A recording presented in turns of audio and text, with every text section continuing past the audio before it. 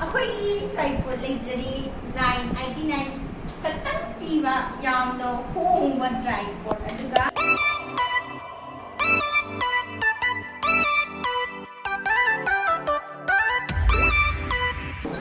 Hello guys, good evening ma'am. I tripod लाए दो tripod से ring light से आवे ऐसे ऐसे unboxing तोड़े ये कमाई तो हो गया मस्त से खत्म लेंथ लगा मेरे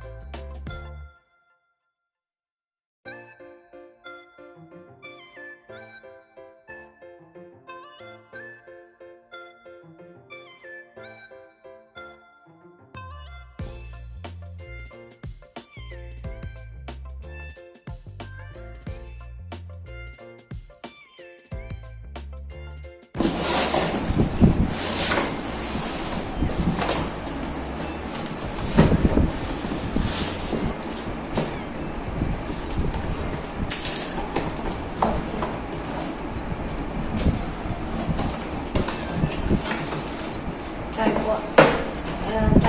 ring light.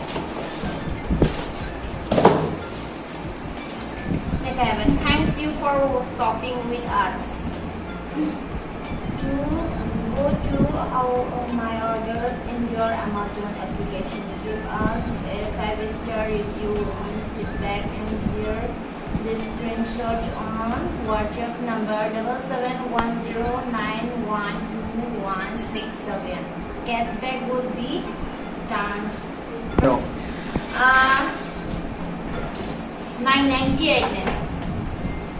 only 998 kasi ye para brand kamay to yan kasi mal wow very nice wow very nice Foto que me acaban de enviar.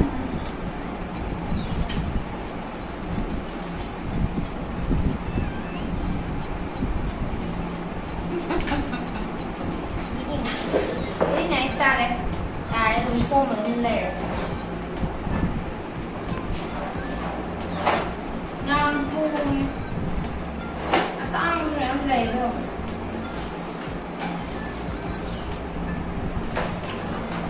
Aceite. Ako mas na ito na kung chakot pa pagkalaga mo haba agad ako'y tripod luxury 999 khaktan piba yamno hongba tripod aduga ring light kara bakre 150 रुपया देगा yang honge tripod se pa 989 chamapan ga marfu ga mapan tan piye parising bo yog yang honge lo tripod ne lagi ring light ne yawa adu pan thalaga mu kano do roke kujarake mai do yang ahong mane ahong bo sum sijanaraga atang mo sijanarake yang atang ga dai ho do ngai te Pika horo sa ko to yang bam zo ni ne kasi ang kan mo ai box na kan na thang rar yang kari kara ju stila ko mi do ra ju si box de ma si ta phone ki charger ma ko ko ne do charger ki ke no na chinjan mi ne ma ke ring light chi ke no ni na ko extension cord am da re extension cord se on da re ga Sigi button dito off on ne on Light change to ngay do yeah. Si plus ka minus ka jawe duga ꯁꯨꯃꯥꯏꯅ ꯂꯥꯏꯠꯁꯦ colour change ꯇꯧꯕꯒꯤ ꯁꯤꯁꯦꯀꯣ ꯁꯨꯃꯥꯏꯅ ꯁꯦꯝꯕ ꯋꯥꯎ ꯌꯦꯡꯕꯤꯌꯣ ꯃꯌꯥꯝꯁꯨ ꯄꯣꯠꯁꯦ